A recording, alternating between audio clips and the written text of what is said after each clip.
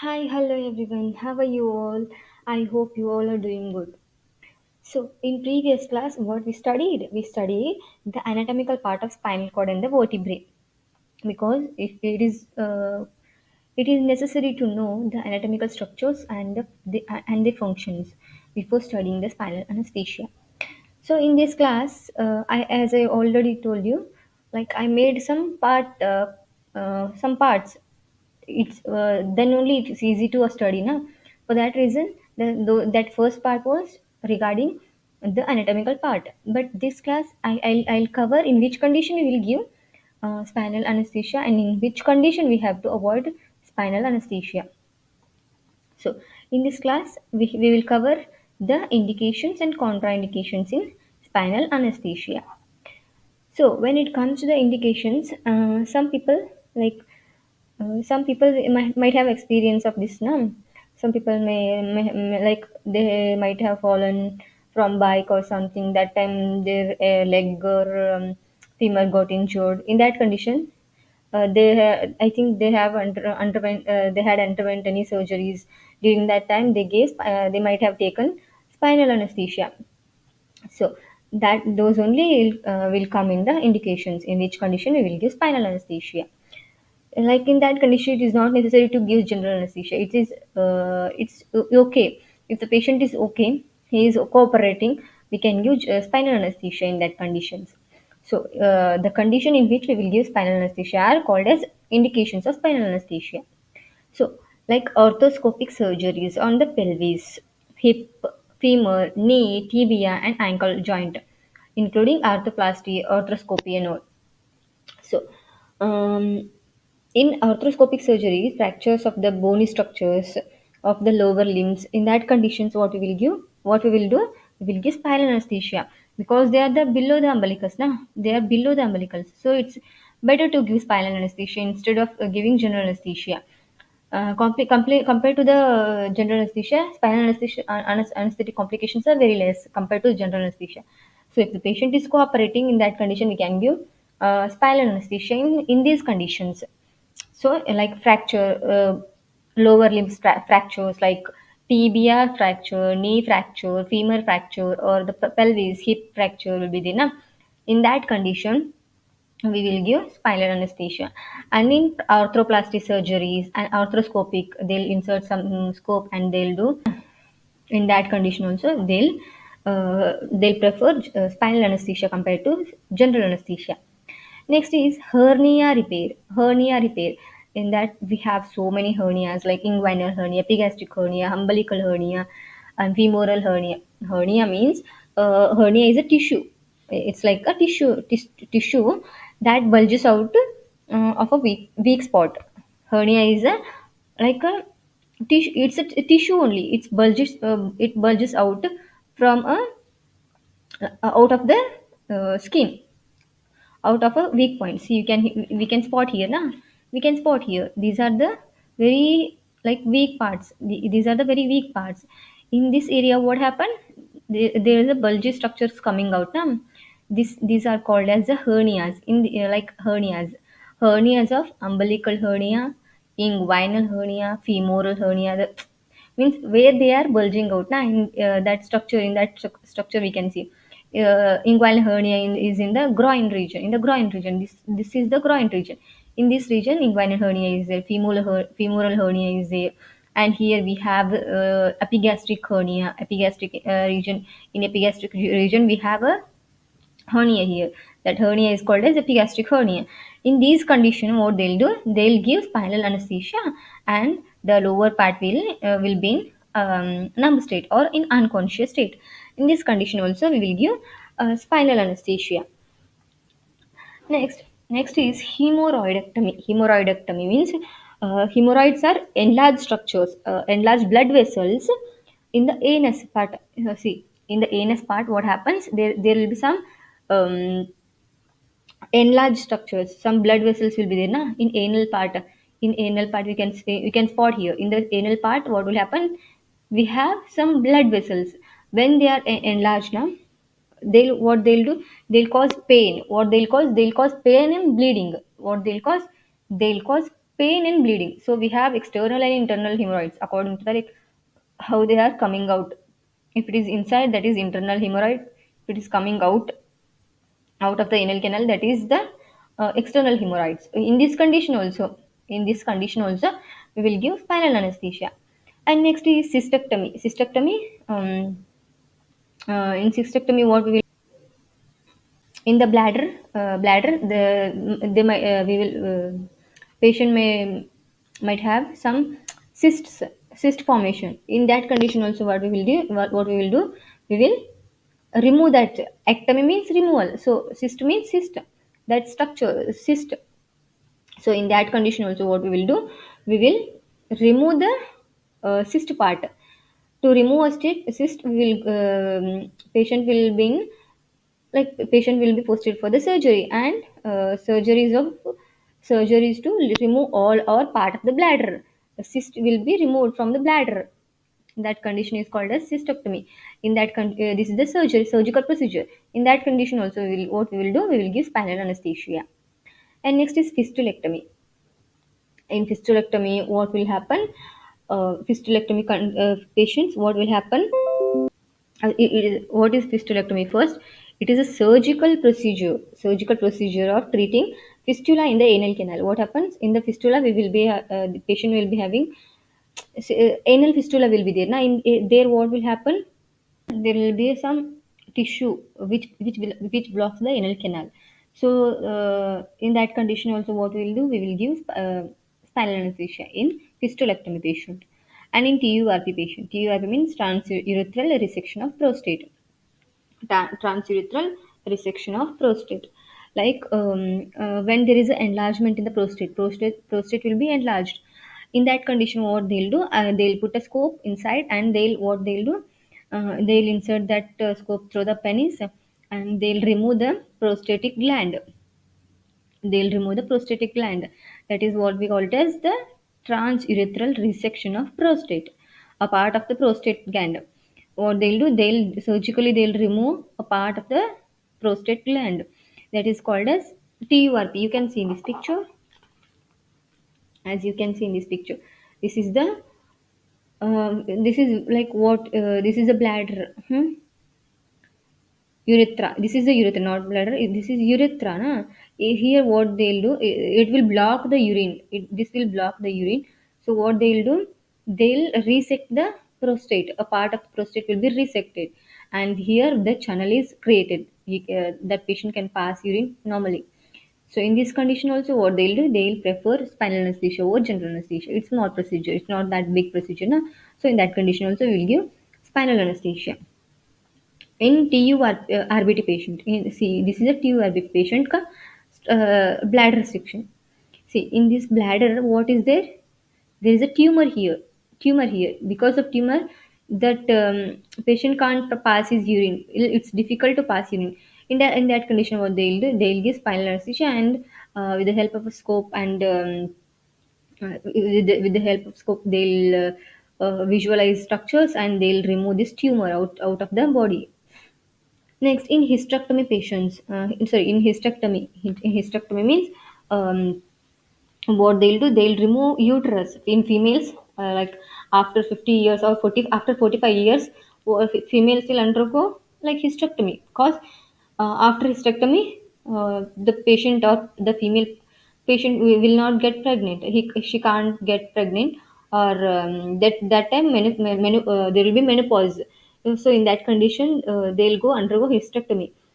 During that time, we will give spinal anesthesia. That is abdominal hysterectomy. We will give spinal anesthesia in females.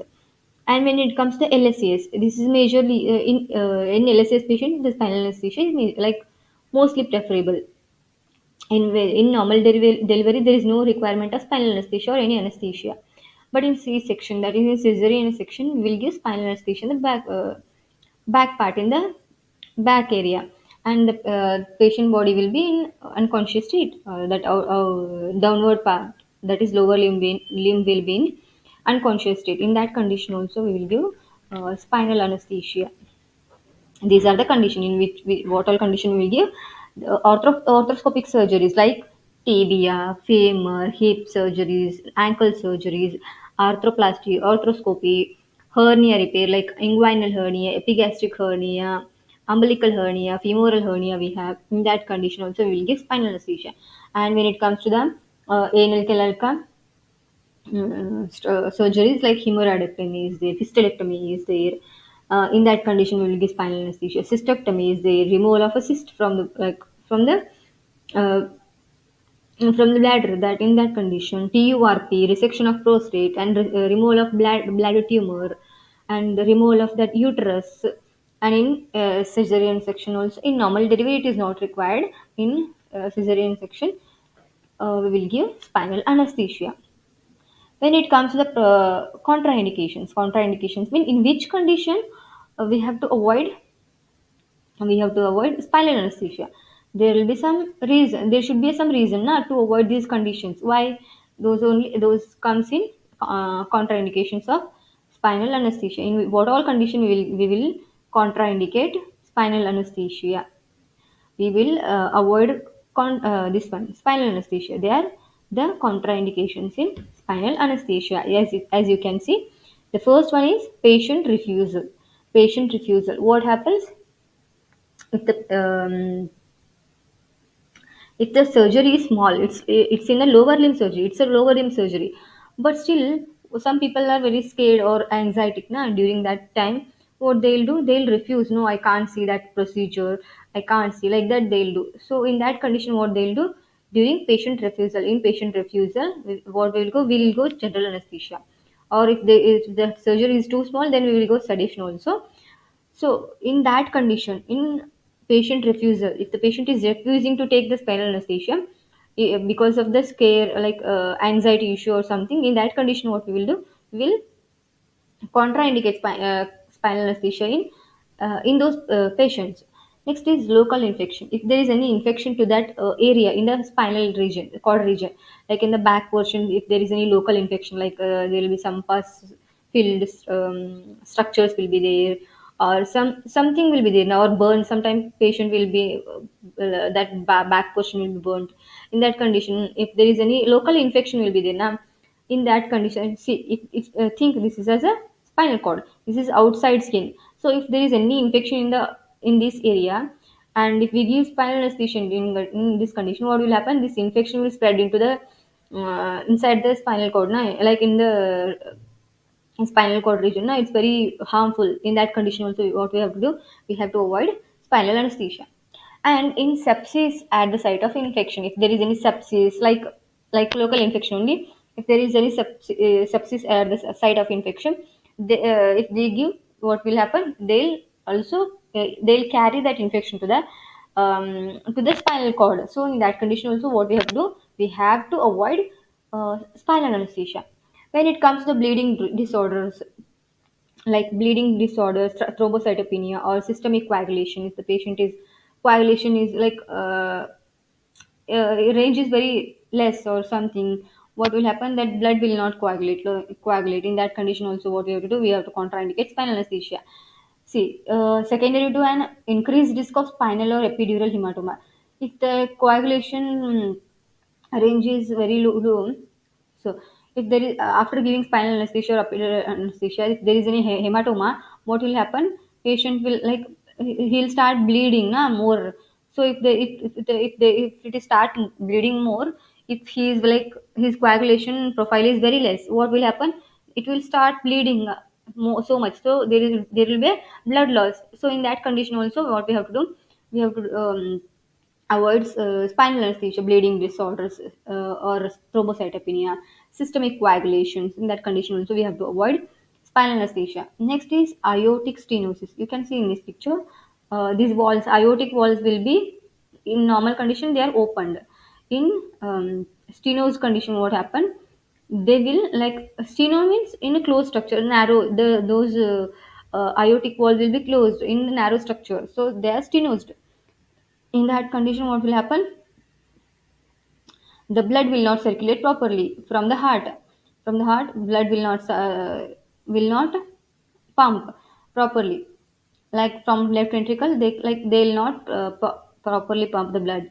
So in that condition, what will happen, less blood flow to this body. So in that condition, what happen? Already in spinal anesthesia, what happens? There will be hypotension because of the drug. If the already if the patient is having some aortic stenosis issue, then already the blood circulation is very less. If we give such spinal anesthesia, it will reduce the that blood circulation to like very to low extent. Na? So in that condition also we have to avoid the spinal anesthesia. In that condition also we have to avoid spinal anesthesia. Next is increased intracranial pressure. Increased intracranial pressure. In previous class, what we studied in spinal cord in the and in the cranial part, the CSF pressure will be same when they are in lying position. But in sitting position, what happens? In the spinal cord, it will be more. The pressure will be more. So if there is any pressure, more pressure in the cranial pressure is more, what will happen? It will be like life threatening effect na. So if intracranial pressure is increases, then potentially it's like a life threatening condition. In severe aortic stenosis, what happens? Patient may die due to heart failure also. So in that condition, we have to avoid that spinal anesthesia. In severe aortic stenosis, patient will die due to heart attack if we give spinal anesthesia. So in that condition also, what we have to do, we have to contraindicate the spinal anesthesia. And next in intracranial pressure, that is intracranial tension also we can call it. So what it will be, if there is any increased intracranial pressure in the cranium, what will happen? It's like a potential life-threatening effect. So in that condition also, we have to avoid spinal anesthesia. Next is space of, occupying lesions of the brain. So spinal cord will carry the all the messages. Na? If the brain is like not working properly, or there is some tumors or lesions in the brain, that brain will not sense that information properly, and there will be some complications. Na? See, if there are any tumors or lesions in the brain, it's not. It will make some complications in the intraoperative period or in the intraoperative period only. So in that condition also, what we have to do, we have to contraindicate the spinal anesthesia in space occupying lesions of the brain. Next is anatomical disorders of the spine such as scoliosis. You can see this one. This patient is normal, spinal cord is normal, and this patient ka thoracic spinal vertebrae is like scoliosed, and here lumbar, here we have thoracolumbar, and here we have cervico scoliosis. Means they'll be in this spinal cord will be in disarrangement. That arrangement of the spinal cord is in improper way. So in that condition also, like we can't palpate that structure properly. So in that condition also, what we have to do, we have to contraindicate the spinal anesthesia. Spinal anesthetic contraindications are in patient refusal, local infection, sepsis at the site of infection, bleeding disorders, thrombocytopenia, or systemic coagulation. A severe aortic stenosis, it will cause heart attack also. Increase in intracranial pressure, space occupying lesions of the brain. Means spinal cord is connected to the brain. So if there is any complications, like if there is any complications in the brain, it will cause the complication to the spinal cord also. Na? So in these conditions also, we have to avoid spinal anesthesia, like anatomical disorders of the spine, such as scoliosis, spondylosis, infection to that area, that is spondylosis, scoliosis. In that condition, also, what we have to do, we have to contraindicate the spinal anesthesia. This was just the class on indications and contraindication. So, if I do like simple topics, then only it is easy to understand. So, in this class, what we studied in indications and contraindication. That's enough for the today class. Uh, People, thank you all for watching the entire video. If you enjoyed this video, please like and subscribe for more content. Thank you so much, guys.